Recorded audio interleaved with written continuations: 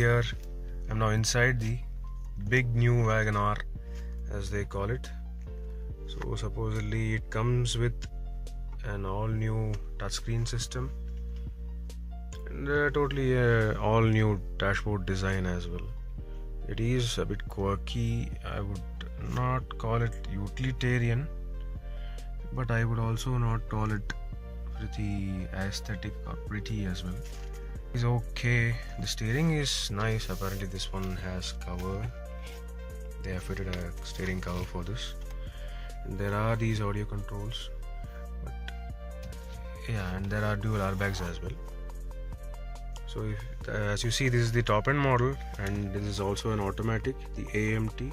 It's a 5-speed AMT on the 1.2 liter K series petrol engine, which is the same engine used in the Swift and the Ignis as well. But basically this car is pretty big compared to the Ignis and Swift.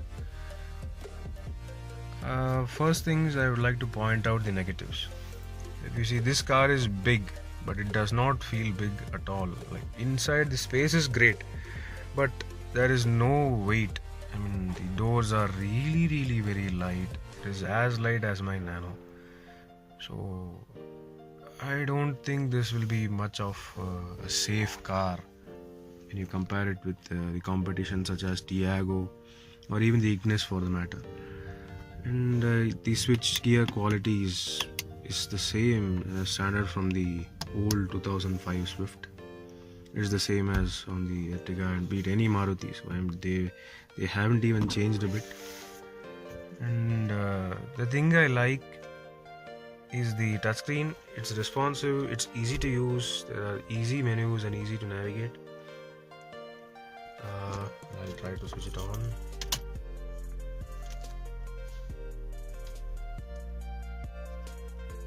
Yeah, so that's the system. It shows a big Suzuki logo. Apparently it takes some time to on. Yeah. So we have easy menus. You have easy one for the FM, the date, the media, and basically everything else. It's easy. I don't know why did it switch off. Okay, apparently the battery is down or something. You have USB port over here. You have around 12 volt charging socket here. The AC is basically manual, so there is nothing much to say. The glove box is decent. It is not too large, but it's useful.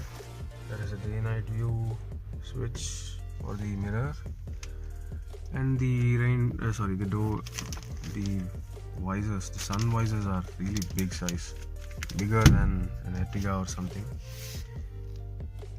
Now the fog lamp controls are integrated into the headlight stock itself now. Apparently there is just only the front fog lamp controls. This car does not have a back fog lamp. The rear wiper controls are also integrated into the main wiper control stock as well. Apparently this one, there is a speedometer, and the tacho and the gear shift indicator, everything is digital as you saw. I don't know why is it not switching on. Maybe the battery is down. Yeah, sorry about that.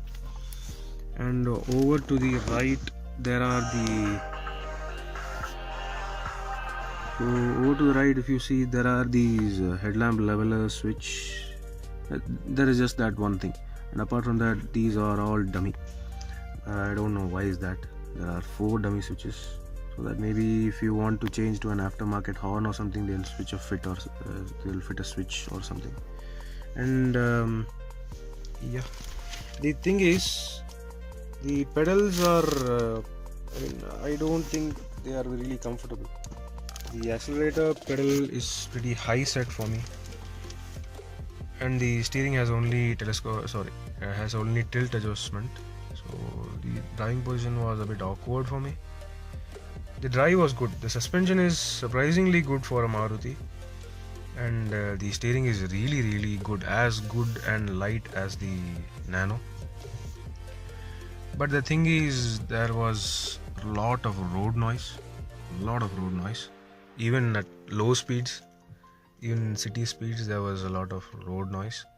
and the horn was audible pretty much loud inside as well. So that shows that the horn, that shows that the insulation is not pretty good. The horn was really audible inside. And yeah, talking about the back seat, it's really fantastic. The space is great. There is no other word, it is great. There is a split folding seat option as well, but there are no adjustable headrests for the rear seats. Even the front ones aren't adjustable, but they are okay to use. They are like useful, but the back ones are not useful at all. So that's it about the interior. Now I'll take you to the boot space. So now in the back seat, my only biggest grouse of the WagonR is like it costs around 6.7 or 6.9 for the top end automatic variant. The manual is around 6.2, but still it does not get 4 speakers at the least. It gets only 2. There are only 2 damn speakers, and they sound awful. Like no one will that I can assure of you, no one will buy a WagonR for audio quality or aesthetics.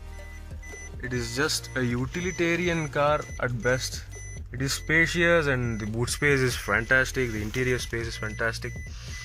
The drive is okay. Suspension is fine. The steering is good, but the audio is pathetic, and you would not definitely love this vehicle. I certainly cannot love this. Sorry for being subjective, but I do not love this car.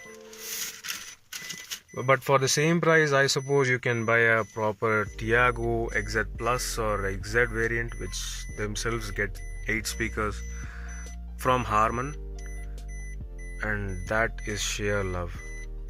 They get much better ABS and much heavier solid build as well. You see the doors are, that was the door sound, and they sound properly tinny. It's an okay car. It's as good as your washing machine or mixie or something at your home, but definitely not as a passionate car enthusiast. You will not love it. So that's it about the WagonR. So see you on another video, another day. See ya.